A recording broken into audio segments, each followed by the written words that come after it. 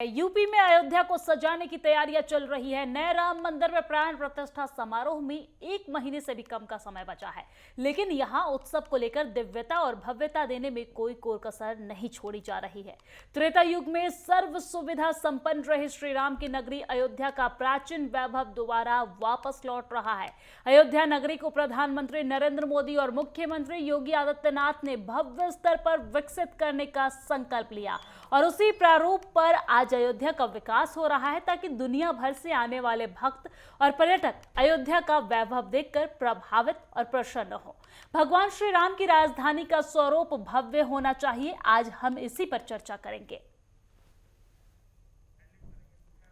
और ये तस्वीरें आपकी टीवी स्क्रीन पर है अयोध्या से, जहां पर प्राण प्रतिष्ठा से पहले अयोध्या को पूरी तरीके से सजाया जा रहा है। परियोजना को पूरा करने के लिए लगातार प्रशासन और शासन हर स्तर पर जुड़े हुए हैं। आपको बता दें कि 22 जनवरी 2024 को रामलला का प्राण प्रतिष्ठा होने जा रहा है और इसको लेकर अयोध्या को पूरी तरीके से दुल्हन की तरह सजाया जा रहा है। श्री राम एयरपोर्ट का यहाँ पर उद्घाटन होने वाला है। आपको बता दें कि एयरपोर्ट का उद्घाटन जो प्राण प्रतिष्ठा है उससे पहले यानी कि 30 दिसंबर को ही किया जाएगा। प्रधानमंत्री के हाथों ये प्राण प्रतिष्ठा से पहले जो उद्घाटन है वो किया जाएगा। यहाँ पर जो पर्यटक आए उनको किसी तरह की कोई दिक्कत ना हो, पर्यटकों की सुविधा के अनुसार हर एक पहलुओं को ध्यान से उस पर काम किया जा रहा है। उस पर विस्तार से जो अधिकारी है वो समीक्षा करते नजर आ रहे हैं। प्रदेश के मुख्यमंत्री योगी आदित्यनाथ खुद हर पहलू पे नजर बनाए हुए हैं और लगातार एक के बाद एक निरीक्षण कर रहे हैं। पदाधिकारियों के साथ अधिकारियों के साथ बैठक कर रहे हैं। हर एक मार्ग को खूबसूरती के साथ सजाया जा रहा है। परियोजना को पूरा करने के लिए डेडलाइन दे दी गई है और डेडलाइन के भीतर परियोजनाओं को पूरा किया जा रहा है। एयरपोर्ट का उद्घाटन श्री राम एयरपोर्ट अयोध्या के एयरपोर्ट का नाम रखा गया है और इसका उद्घाटन 30 दिसंबर को प्रधानमंत्री नरेंद्र मोदी के हाथों होना है। साथ ही साथ जो रेलवे स्टेशन है वहां पर भी वर्ल्ड क्लास सुविधाएं दी जा रही है अयोध्या रेलवे स्टेशन पर, ताकि जो पर्यटक आए उनका मन जो है वो देखकर प्रभावित हो जाए। और इसी को लेकर अयोध्या की हर एक जगहों पर अलग सी तैयारियां की जा रही है, चाहे वो स्वच्छता को लेकर हो या फिर जो यातायात की व्यवस्थाएं हैं उसको लेकर हो। आपको बता दें कि जो पर्यटक आएंगे उनके लिए हवाई व्यवस्था तो की ही जा रही है। श्री राम एयरपोर्ट का उद्घाटन किया जा रहा है, साथ ही रेलवे स्टेशन पर वर्ल्ड क्लास सुविधाएं दी जा रही है। प्रदेश में जो इलेक्ट्रिक बसें हैं उसकी संख्या बढ़ाई जा रही है, ताकि जो पर्यटक हो उन्हें किसी तरह की तैयारियां दिक्कतों का सामना ना करना पड़े। साथ ही साथ आपको ये भी बता दें कि आने वाले दिनों में अयोध्या पर्यटकों के लिए एक भव्य स्थल बनने जा रहा है। यहाँ पर ज्यादा से ज्यादा संख्या में पर्यटक पहुंचेंगे, क्योंकि राम भक्त अगर अक्षत कलश दर्शन के लिए सैकड़ों की संख्या में, लाखों की संख्या में पहुंच रहे हैं, तो आप अनुमान लगा सकते हैं कि एक बार जब राम नगरी पूरी तरीके से बनकर तैयार हो जाएगा, रामलला का प्राण प्रतिष्ठा हो जाएगा, रामलला अपने घर में वापस से विराजमान हो जाएंगे, तो उनके दर्शन के लिए लाखों की संख्या में हर दिन यहाँ पर जो राम भक्त हैं वो पहुंचेंगे। 500 सालों का जो सपना है वो साकार होने जा रहा है। उसको लेकर निरंतर प्रधानमंत्री नरेंद्र मोदी हो या फिर प्रदेश के मुख्यमंत्री योगी आदित्यनाथ वो काम करते नजर आ रहे हैं। इस पर लगातार अधिकारियों के साथ समीक्षा करते, बैठक करते, जानकारी लेते नजर आ रहे हैं। अलग अलग तैयारी यहां पर की जा रही है। आपको बता दें कि 15 अगस्त 1947 को भले ही देश को आज़ादी मिल गई थी, लेकिन ये राम मंदिर का एक ऐसा मामला था जो आज़ादी के पहले के समय से ही विवादों में चला आ रहा था। 70 बरस बीत गए, देश को आजादी की सुबह देशवासियों ने देखी, लेकिन बंटवारे के दंश झेलता रहा। कई प्रधानमंत्री देखे, युद्ध को लेकर आर्थिक उदारता भी देखी गई, लेकिन बदलते भारत को जब सबने गौर से देखा तो ये बदलते भारत की तस्वीर है, जहां एक बार फिर से अयोध्या में राम नगरी में राम जी यहां पर विराजमान होने जा रहे हैं। आपको बता दें कि राम केवल एक शब्द नहीं है, बल्कि आस्था के प्रतीक है, मर्यादा के प्रतीक हैं, सत्य के प्रतीक हैं, कर्म के प्रतीक हैं, धर्म के प्रतीक हैं, निष्ठा के प्रतीक हैं और परिश्रम के भी प्रतीक हैं। अयोध्या के विवाद में 500 साल के इतिहास में कई बार विवादों का सामना हुआ, लेकिन आखिरकार अधर्म पर धर्म की जीत हुई, आस्था की जीत हुई और ऐतिहासिक विरासत संजोए गए राम की जीत हुई। और एक बार फिर से यहाँ पर रामलला वापस लौट रहे हैं अपने घर को और उसको लेकर तैयारियां भव्य की गई है। दीपोत्सव की तैयारियां जिस तरीके से आपने देखी कि की गई थी, वहां पर कितने लाख दिए जलाए गए थे, राम भक्त वहां पर मौजूद थे और अब एक बार फिर से सभी राम भक्तों को 22 जनवरी का इंतजार है जब राम लला का प्राण प्रतिष्ठा होगा। हालांकि प्राण प्रतिष्ठा के दौरान आपको एक बात बता दें कि बहुत कम समय है, जो मुहूर्त है प्राण प्रतिष्ठा का वो बहुत कम है, कुछ सेकंड कुछ मिनट का ही मुहूर्त है, लेकिन उसी के अंदर रामलला का प्रतिष्ठा होगा। तैयारियां पूरी कर ली गई है, जो एक आखिरी चरण है वो देने का काम किया जा रहा है, डेडलाइन दे दी गई है तैयारियों को लेकर, लेकिन अब पूरी तरीके से रामनगरी राममय हो चुका है। इनफैक्ट पूरा देश राममय हो चुका है और इसी को लेकर तैयारियां जोरों पर चल रही है। बस 22 जनवरी का इंतजार है, राम भक्त का वो सपना पूरा होने जा रहा है।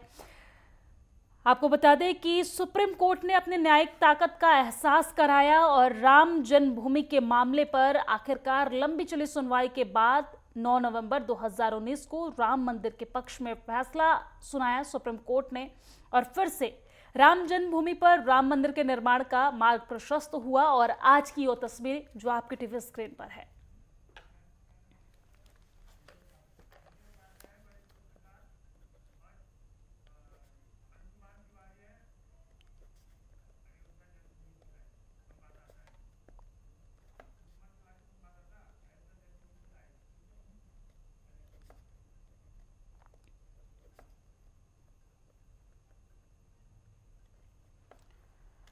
और इसी पर चर्चा के लिए हमारे साथ विजय उपाध्याय जो वरिष्ठ पत्रकार हैं वो जुड़ रहे हैं और इसके साथ साथ अंशुमान तिवारी अयोध्या जन्मभूमि से हमारे साथ लाइव जुड़ रहे हैं।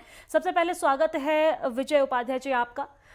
राम जन्मभूमि पूरी तरीके से तैयार है और अब राम भक्तों का जो सपना है वो साकार होता दिख रहा है। राम भक्त में एक अलग सा उत्साह देखने को मिल रहा है और इसकी जो तस्वीरें हैं वो भी हम इस वक्त देख रहे हैं, क्योंकि देश के अलग अलग हिस्सों में जिस तरीके से राम भक्त भावुक होते नजर आ रहे हैं, जिस तरीके से उत्साह उनके अंदर है वो एक अलग सा उत्साह है। क्या कहना चाहेंगे आप इस पर? हाँ, ये जबरदस्त उत्साह है।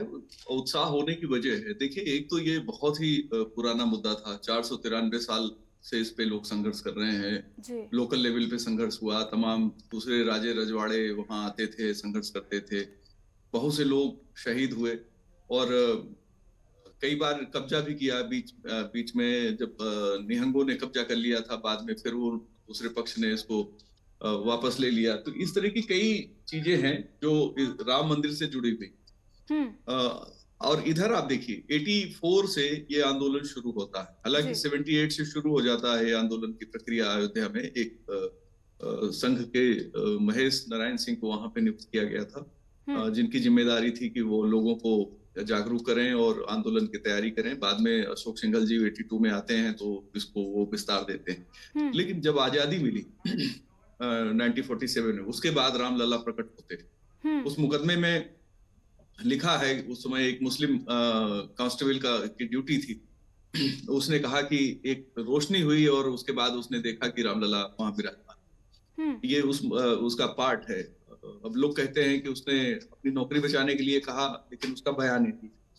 तो 49 से शुरू होकर आंदोलन फिर आगे बढ़ता है, जो आगे गति प्राप्त करता है 82 के बाद, जब विश्व हिंदू परिषद उसमें भागीदारी करता है और बहुत बड़ा आंदोलन बनता है। इस आंदोलन ने देश की राजनीति बदल दी, दिशा दशा बदल दी और लोगों की एक चाहत थी कि रामलला विराजमान हो जाएं। चूंकि इतने लंबे समय से संघर्ष चल रहा, लोगों में जागरूकता थी और लोग चाहते थे, तो ये अब जाके पूरा हो रहा है। तो निश्चित तौर पे लोगों में उत्साह होना स्वाभाविक है और जो संघर्ष है वो भी जो है ये उत्साह को बढ़ाने का कारण। जी ठीक है विजय उपाध्याय जी, लौटूंगी आपके पास, लेकिन फिलहाल वक्त एक छोटे से ब्रेक का हो चला है, जल्द लौटते हैं।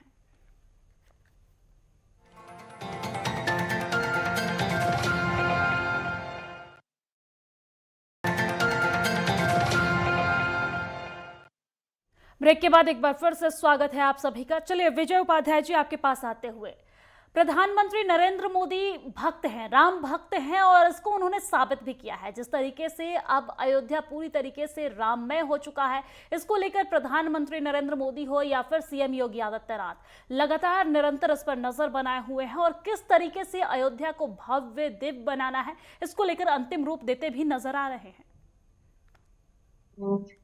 देखो पहले जाके देखो, पहले रील भेजे कि नहीं, रील भेजने के बाद हाई भी लिखा हूँ जब गाड़ी में है। विजय जी, आवाज मिल पा रही है आपको मेरी? हाँ, मुझे मिल रही है। वो अंशुमान जी की भी आवाज आ रही थी तो मैं जी हो गया था। जी। देखिए, अयोध्या काफी तैयार है, वर्ल्ड क्लास स्पिरिचुअल सिटी बन गई है।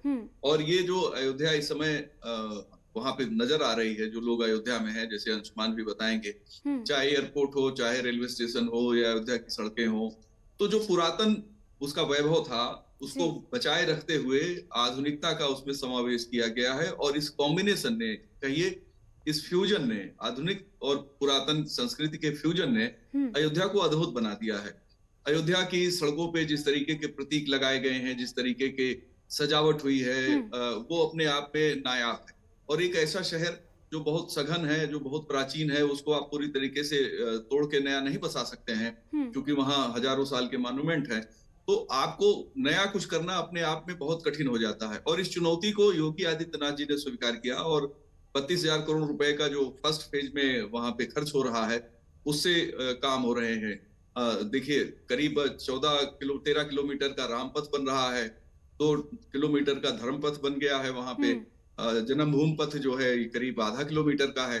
भक्ति पथ करीब 750 मीटर का है। इसके अलावा जो प्राचीन मठ मंदिर वहां हैं, ऐसे मठ मंदिरों के भी जीर्णोद्धार के काम चल रहे हैं। इतना ही नहीं, जो कुंड हैं प्राचीन, उनका भी जीर्णोद्धार हो रहा है।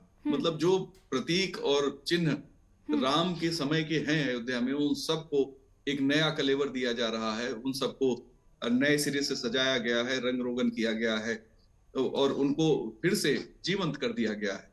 तो जो ये काम हो रहा है, ये उत्तर प्रदेश की सरकार के विजन की वजह से हो रहा है। प्रधानमंत्री मोदी ने जो अयोध्या का विजन डॉक्यूमेंट 2047, यानी कि 2047 में अयोध्या कैसी दिखेगी, उसका भी प्लान उन्होंने उस विजन डॉक्यूमेंट में शामिल कराया है।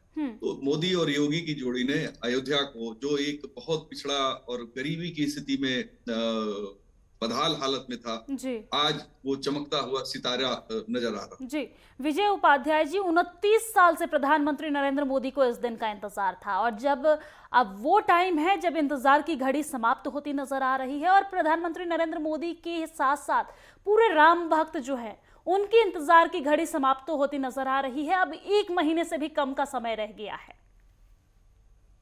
हाँ, देखिए, भगवान राम किसी एक वर्ग के नहीं थे, सभी के थे। और सबसे ज्यादा भगवान राम का जीवन जो है जंगलों में गुजरा, जंगल में रहने वाले लोगों के बीच में गुजरा, गरीबों विपन्न लोगों के बीच में वो रहे और सबका उन्होंने उद्धार किया। वो एक ईश्वर तो थे, ईश्वर के अवतार तो थे ही, लेकिन उन्होंने एक सामान्य मर्यादा पुरुषोत्तम, सामान्य मनुष्य के रूप में मर्यादाएं स्थापित की। पिता के लिए बेटे का धर्म, भाई के लिए पत्नी के लिए, समाज के लिए, लोक के लिए, और सबसे बड़ी बात शत्रु के लिए भी। उनका जो रावण से जो युद्ध हुआ, वहां भी वो मर्यादाओं के साथ ही युद्ध करते हैं। कहीं पे वो छल नहीं करते हैं, कहीं पे, हालांकि रावण करता है लेकिन राम नहीं करते हैं।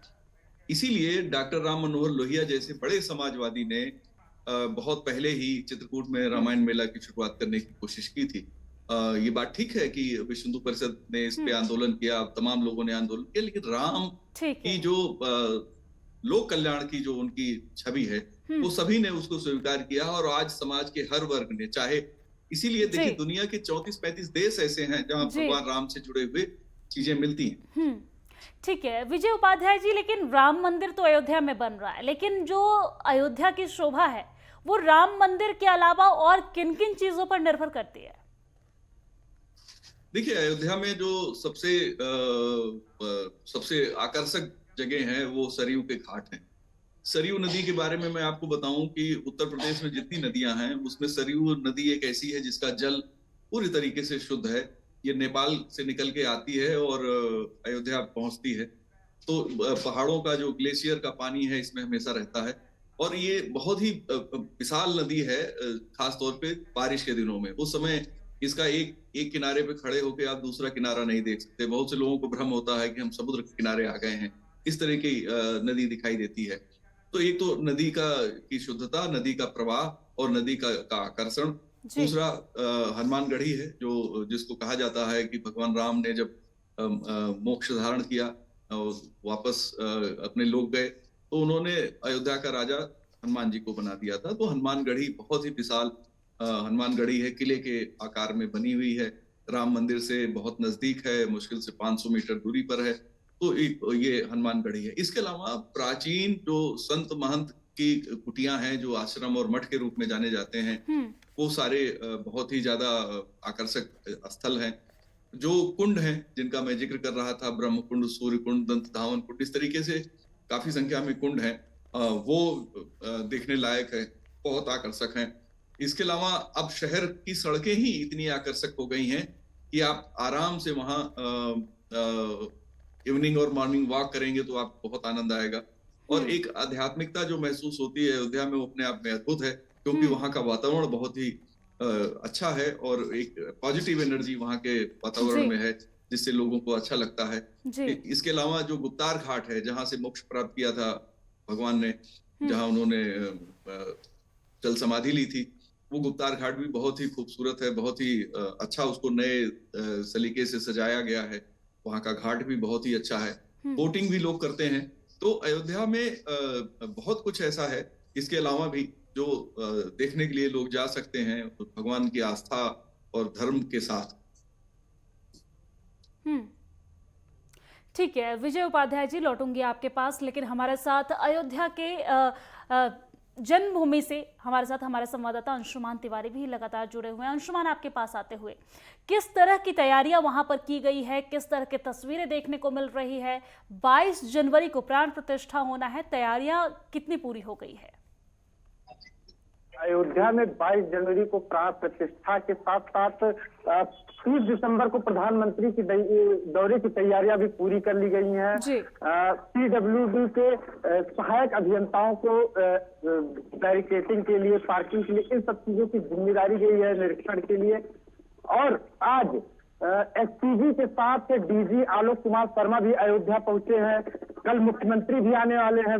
ये प्रधानमंत्री के दौरे से पहले ये तीसरा दौरा मुख्यमंत्री का होगा, जब मुख्यमंत्री अयोध्या आएंगे, जनसभा स्थल का भी निरीक्षण करेंगे। साथ ही साथ प्रधानमंत्री का एयरपोर्ट से NH-27 होते हुए, धर्मपथ होते हुए लता मंगेशकर चौक से रेलवे स्टेशन तक का लंबा रोड शो होना है, जिसके लिए भी अयोध्या को स्वच्छता और सुरक्षा की दृष्टि से हर तरह से सजाया जा रहा है। जगह जगह पर कुछ वर्षा की जाएगी, पंचनाद होगा और स्वच्छ वातावरण से अयोध्या के साधु संत और ब्राह्मण बचुक प्रधानमंत्री को आशीर्वाद देंगे। ठीक है अंशुमान, लौटूंगी आपके पास जी। ठीक है, लौटूंगी आपके पास। विजय उपाध्याय जी, आपके पास आते हुए, अयोध्या प्राचीन समय से ही एक धर्म नगरी है और लोगों के मन में एक अलग आस्था है अयोध्या को लेकर, खासकर राम भक्तों के मन में। लेकिन जो आज का अयोध्या है, जो त्रेता युग का अयोध्या है, उसमें क्या बदलाव देखने को मिल रहा है? आप क्या महसूस कर रहे हैं आज के अयोध्या में? देखिए, अयोध्या के साथ ऐसा कहा जाता है कि सप्तपुरियों का ये शहर, और उन सप्तपुरियों को जोड़ा जाता है आध्यात्मिकता से। इसके अलावा यहाँ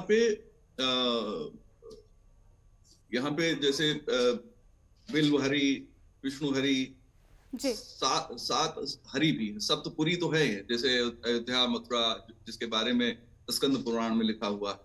और ये सप्तहरि का जो कॉन्सेप्ट है, ये भी आध्यात्मिक है और ये भी धर्म ग्रंथों में मिलता है। और ये अंशुमान जी आपको बता सकते हैं कि इन हरि जो स्थान है, ये चिन्हित है, वहां लोग जाते हैं, उनकी पूजा करते हैं और वहां पे आध्यात्मिकता महसूस करते हैं।